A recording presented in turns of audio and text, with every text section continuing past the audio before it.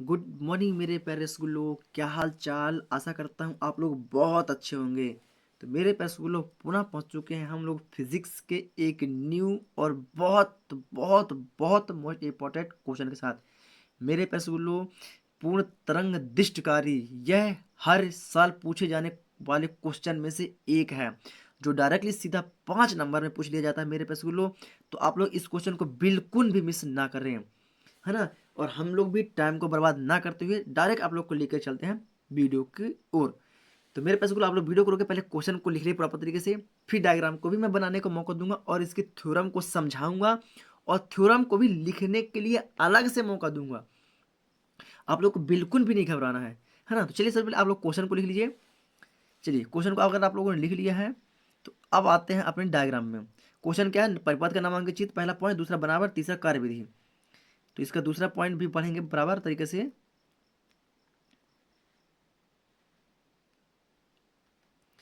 सबसे पहले मेरे पेरसगुलो, पूर्ण तरंग दिष्टकारी, ये क्या है हमारा? ये क्या है मेरे बच्चों? ये हमारा जो पूरा सर्किट बना हुआ है, ये क्या है? ये क्या है हमारा? पूर्ण तरंग दिष्टकारी अर्थात फुल वेव रेक्टिफायर। क्या बना हुआ मेरे बच्चों? ये जो क्या है, ये एक फुल वेव रेक्टिफायर का सर्किट डायग्राम। क्या है मेरे बच्चों? सर्किट डायग्राम है। कभी कभार 3 नंबर क्वेश्चन में डायरेक्टली पूछ लेता है कि फुल वेव रेक्टिफायर का सर्किट डायग्राम बनाइए या पूर्ण तरंग दिष्टकारी का सर्किट डायग्राम बनाइए। तो आप लोग सिर्फ सर्किट डायग्राम इतना बनाना है बस, आप लोग के 2 नंबर चिट। चलिए तो अब मेरे पास ये क्या होता है, हम इसके बारे में बात करते हैं। मेरे पास जो पूर्ण तरंग दिष्टकारी वह उपकरण है जो प्रत्यावर्ती धारा, मतलब कि प्रत्यावर्ती धारा मतलब एसी करंट को पूर्ण भाग, एसी धारा का पूर्ण भाग दिष्टकारी कहलाता है या दिष्टकरण करता है। दिष्टकरण करता है उसी को क्या बोल देंगे हम? दिष्टकारी धारा। क्या बोल देंगे? दिष्टकारी धारा बोल देंगे। चलिए इसका मतलब क्या हुआ कि यह एसी करंट को डीसी करंट में परिवर्तित करता है। क्या होता है? पूरा का पूरा, वो भी पूरे करंट को, एसी के पूरे करंट को पूर्ण रूप से डीसी करंट में परिवर्तित कर देता है। यही कहलाता है मेरे प्रश्न हमारा क्या? पूर्ण तरंग दिष्टकारी। क्या कहलाता है मेरे प्रश्न? पूर्ण तरंग दिष्टकारी कहलाता है। अब बात करते हैं इसकी बनावट। दूसरा पॉइंट की बात करते हैं इसकी बनावट।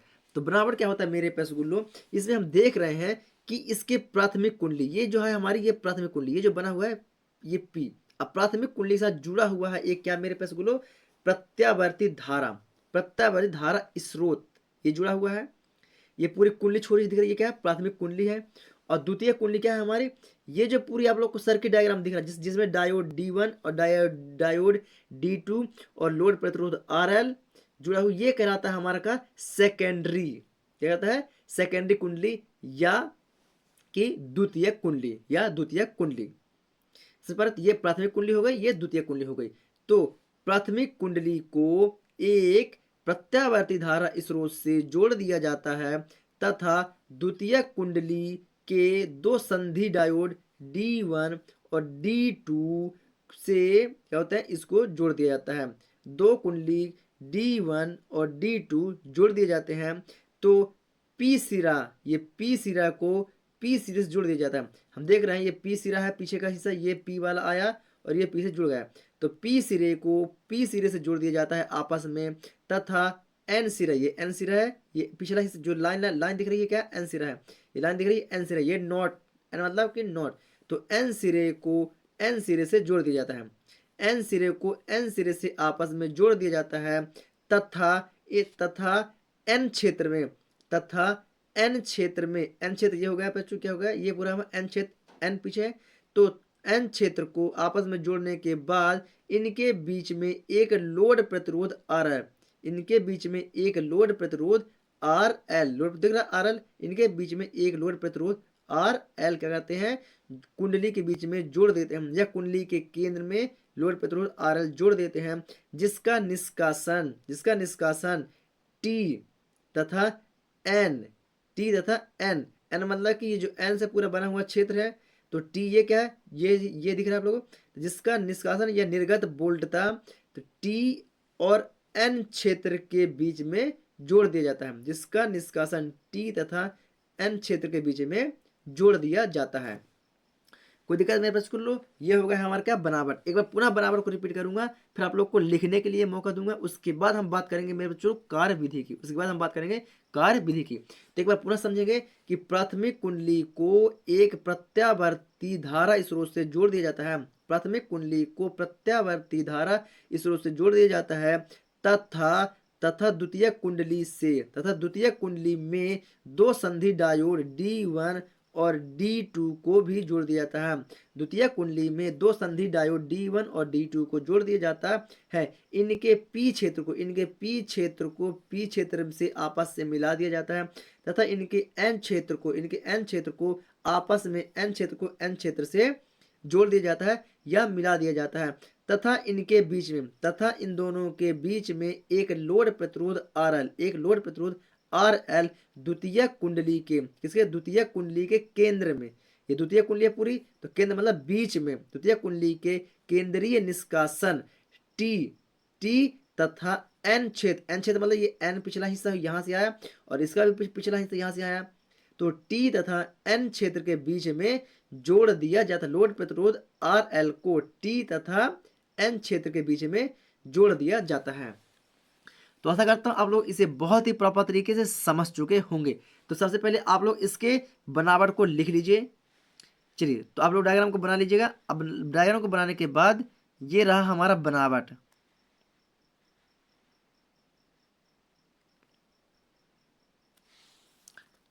एक मिनट रुकिएगा ना, प्रॉपर तरीके से आप लोग को दे रहा हूं। चलिए, ये रहा इसका प्रॉपर तरीके बनावट। तो आप लोग प्रॉपर तरीके से इसके बनावट को लिख लीजिए। चलिए, बनावट को लिख लीजिए। इसका स्क्रीनशॉट ले लीजिए फटाक से, पूरे का लिख लीजिए। पूरा लिखना है डायग्राम के बाद ऊपर से लिखना है पूर्ण तरंग दृष्टिकारी वह उपकरण है। यहां से लिखना है एन क्षेत्र के बीच जोड़ दिया जाता है।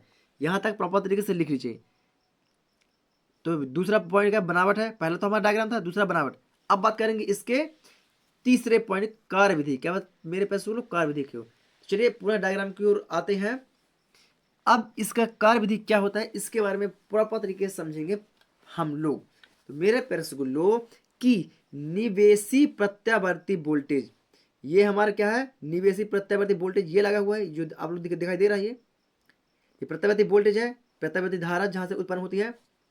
तो निवेशी प्रत्यावर्ती वोल्टेज के धनात्मक अर्धचक्र, क्या इसका धनात्मक अर्धचक्र में जब द्वितीय कुंडली का सिरा प्राथमिक कुंडली के या निवेशी प्रत्यावर्ती वोल्टेज के धनात्मक अर्धचक्र में जब द्वितीय कुंडली का सिरा ए और बी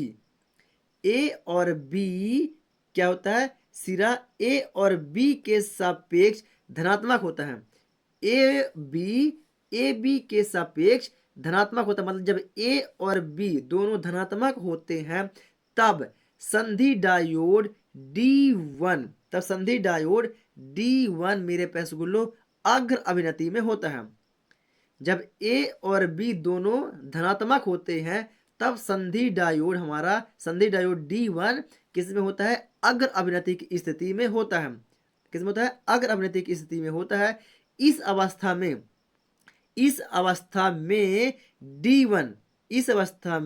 D1 से धारा C से D की ओर बहने लगती है। D1 से धारा C से D की ओर बहने लगती है। जबकि D2 में मेरे पैरसगुल्लो कोई भी प्रकार की धारा नहीं बहती है, अर्थात D2 में धारा प्रवाह शून्य होता है। अर्थात D2 में धारा प्रवाह क्या होता है, शून्य होता है। अब इसी प्रकार जब इसकी बात करें प्रत्यावर्ती निवेशी वोल्टेज किस में हो, ऋणात्मक अर्धचक्र में हो। क्या हो, ऋणात्मक अर्धचक्र में हो, तब द्वितीय कुंडली का सिरा ए और बी क्या होता है, ऋणात्मक होता है। ए और बी क्या होता है, ऋणात्मक होता है।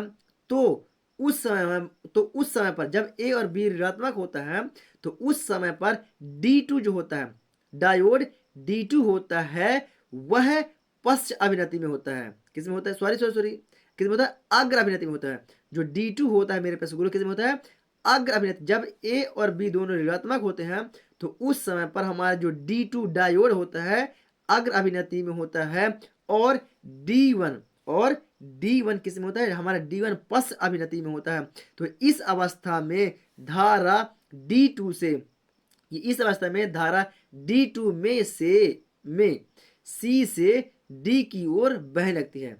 D2 से धारा C से D की ओर बहने लगती है। इस अवस्था में हमारा D1 में कोई भी धारा प्रवाहित नहीं होती, अर्थात D1 धारा प्रवाह शून्य होता है। क्या होता है? D1 धारा प्रवाह शून्य होता है। इसी प्रकार हमसे पता चल जाता है कि दोनों डायोड क्या होते हैं, इसी प्रकार से हमें पता चलता है कि दोनों डायोड D1 और D2 किस में होते हैं, चालन स्थिति में होते हैं। किस में होते हैं?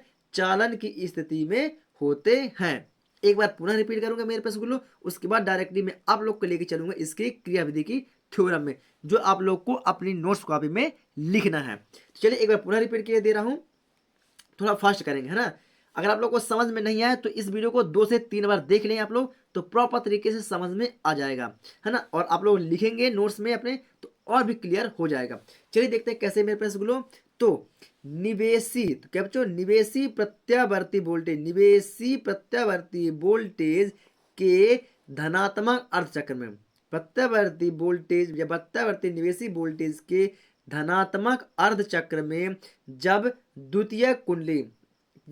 द्वितीय कुंडली का सिरा ए और बी क्या होता है, धनात्मक होता है, या ए और बी के सापेक्ष धनात्मक होता है, तो उस समय संधि डायोड D1 में धारा अग्र अभिनति की स्थिति में होती है।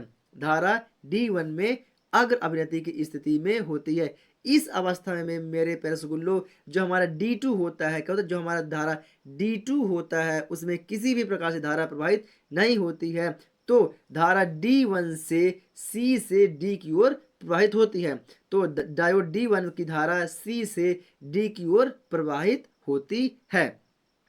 अब मेरे पास क्या होता है, पुनः क्या, अब इसकी बात करते हैं किसकी, पुनः इसी प्रकार जब प्रत्यावर्ती धारा वोल्टेज हमारा किसमें हो, ऋणात्मक में हो, किसमें हो, ऋणात्मक में हो, या प्रत्यावर्ती धारा निवेशी वोल्टेज ऋणात्मक होता है, तो उस समय पर मेरे पेरेस गुल्लो हमारा ए और बी भी ऋणात्मक होता है, तो जो D2 डायोड D2 होता है ये हमारा अग्र अभिनति में आ जाता है, और डायोड D1 पश्च अभिनति में हो जाता है। तब उस समय पर भी धारा हमारी किस में होती है, C से D की ओर प्रवाहित होती है, या C से D की ओर बहने लगती है, और D1 में कोई धारा प्रवाहित नहीं होती है, अर्थात D1 में धारा प्रवाह शून्य होता है। इस प्रकार दोनों डायोड मतलब D1 और D2 किस में होते हैं, चालन की स्थिति में होते हैं, मतलब चालू स्थिति में होते हैं। तो ऐसा करता है मेरे पैसगुल्लो आप लोग इसकी कार्य विधि को भी बहुत ही प्रॉपर तरीके से समझ गए होंगे। तो मेरे पैसगुल्लो अगर समझ में आया तो वीडियो को लाइक कर दें। हम चलते हैं इसकी थ्योरम की ओर।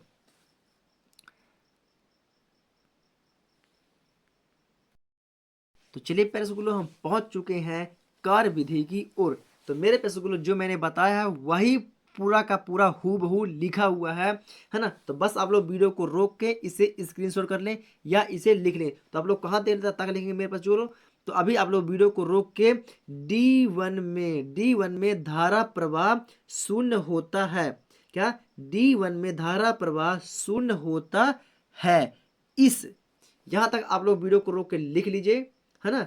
D1 में धारा प्रवाह शून्य होता है। इसके बाद बस एक लाइन और बचा है, ये इस प्रकार दोनों डायोड चालन स्थिति में होते हैं। इस प्रकार दोनों डायोड चालन स्थिति में होते हैं। बस इतना ही आप लोग को लिखना है मेरे पास को। इस क्वेश्चन को बिल्कुल भी मिस ना कर रहे हैं, बहुत बहुत मोस्ट इंपॉर्टेंट क्वेश्चन है, पुनः पूछ लिया जाएगा मेरे पास को 2025 के एग्जाम में। तो चलिए मेरे पास गुल्लो मैं आप लोग को मिलूंगा एक न्यू वीडियो के साथ। तब तक आप लोग इस वीडियो को शेयर कर दें, और वीडियो पर नए हैं तो चैनल को सब्सक्राइब करके बेल आइकन को दबा लें। मैं मिलूंगा आप लोग को एक न्यू वीडियो के साथ, तब तक के लिए आप लोग के साथ जय हिंद।